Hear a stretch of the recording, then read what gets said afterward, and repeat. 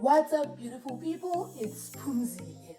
Welcome to my channel where we discuss all things personal finance to help you achieve holistic financial goals.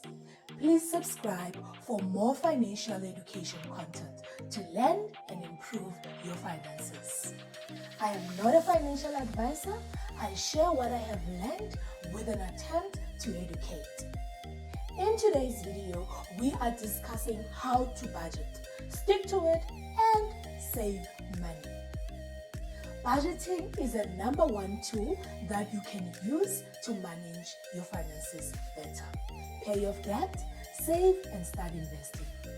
So I am going to share the basics of budgeting to get you started.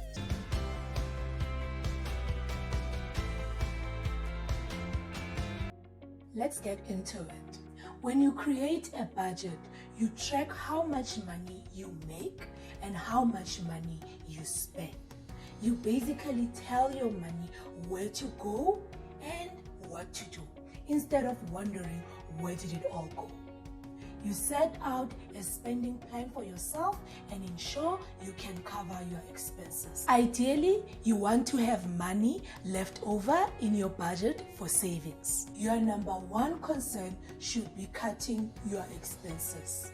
This will give you a room to breathe and maybe have some money left to invest, or money that you could put aside to pursue a side hustle.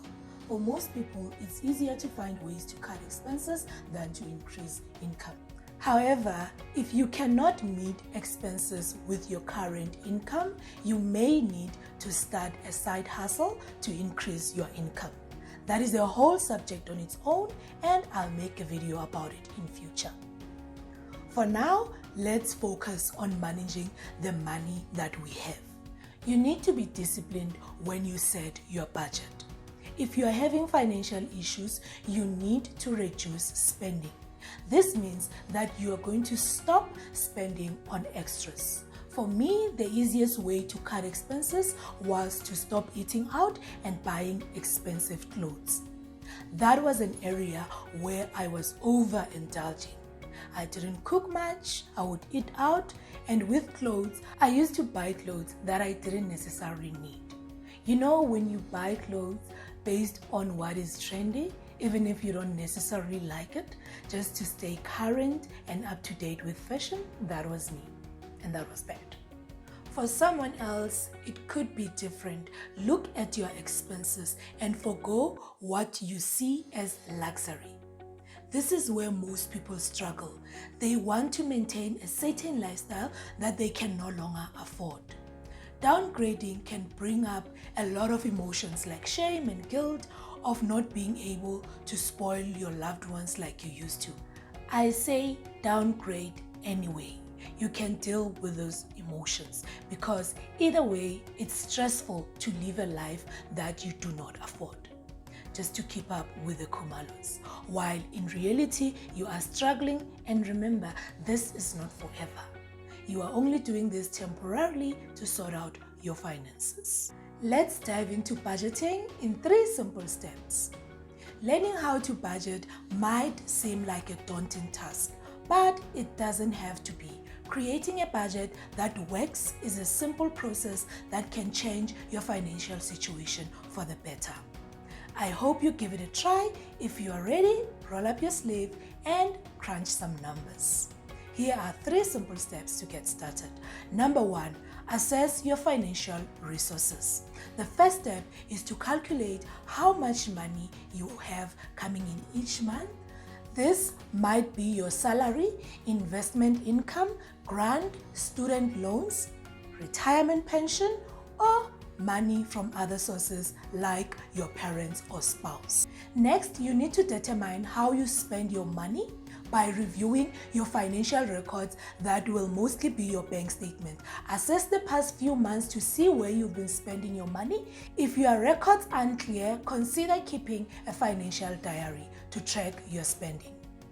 Be sure to separate the fixed expenses, your bond, your rent, car repayment, insurance, from your variable expenses like your food, clothing, entertainment, and gift. Once you can see the clear picture and the pattern of how you have been spending your money, now you can make adjustments. But you need to be realistic. Don't wing it when it comes to your budget. You need to understand exactly where you are spending. Whenever possible, be exact. When it's not, leave a caution by slightly overestimating your expenses. Be honest about where your money is going and use realistic numbers so that you'll be able to see results. Number 2, set goals and plan. Establish a list of goals you wish to achieve. Use the SMART framework to set your financial goals. That is a goal that is specific, measurable, achievable, realistic, and time-bound. For example, that could be you want to pay off 100,000 rand debt in the next 3 years. And to do that, you need to pay a certain amount each month towards that debt. That's a SMART goal. These can be long-term goals like purchasing property or funding your retirement fund. Or they could be short-term goals such as home improvement or car maintenance. These goals are what will motivate you to stick to your budget through temptations, because you have a goal that you want to achieve, be it in the next 5 years, 3 years, or in a year's time. Once you have figured out how much is coming in and where it's going, you can put together a plan that matches your goals with your financial situation. Write down your budget items. How much will you be spending each month on what? And how much can you save? This is where you will be cutting out what you don't necessarily need and prioritizing what is important to you, what matters, and what will be moving you forward. If you remember nothing else from this video, please remember this. Write it down. Be it on paper, a spreadsheet, or an app, choose a platform that works for you. Don't ever try and manage your budget in your head. That gets confusing. And that's what makes people think they can afford things that they don't necessarily afford. You will be thinking, a person who earns as much as I earn can afford this car brand and that premium membership, without backing that up with numbers in your actual budget. Let's move on to allocating money for savings in your budget. When it comes to savings, you must pay yourself first by automating your savings. You want a certain amount of money to be automatically debited to a different account on your payday. Before you could start spending, before the debit orders go off. But keep in mind, this should be the amount that you have planned for. We are not trying to hide money away from debit orders. We have factored in savings on our budget, no matter how small the amount. When you pay yourself first, you simply set aside a certain amount of money each month to go into an account that you will not touch.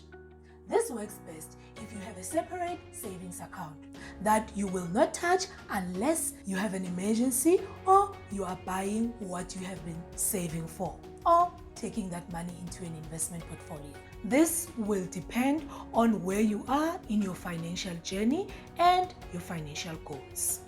Number 3, track your progress. At the end of each month, you should reevaluate your budget. Compare your actual expenses and income to your budget and make appropriate adjustments. As long as you set achievable goals, pay attention to your expenses, and remember to be patient with yourself, as it might take some time to get used to your budget. You'll be golden. Bonus tip: reward yourself. When you reach a certain saving goal, give yourself a pat on the back. It's okay to treat yourself sometimes, provided you plan for it in your budget. Be sure to build a realistic budget that works for you, and work on your mindset to accept that you will have to make sacrifices and commit to your budget in order to advance in life. To control your life, you must be in control of your money. And that begins with making a budget. For others, starting a budget can lead to getting out of debt, starting a business, or you might afford that dream wedding, or take your kids to varsity debt-free. Who knows where budgeting might lead you? Ultimately, it's not only about the amount of money you make, but the money you keep. You don't want to work for years and have nothing to show for it. If you can make a commitment to manage your finances well, you'll see progress and be able to achieve your goals. You guys, I know that this is not easy, but I promise you it's worth it. Once we are disciplined to save money, then we can explore our options to grow our money through investments and achieve our financial goals. I have created a free quick checklist to get you started on your financial goals. It will give you a framework of financial goals worth pursuing. Grab it, the link is in the description below. It's helpful to know what you're working towards to improve your finances.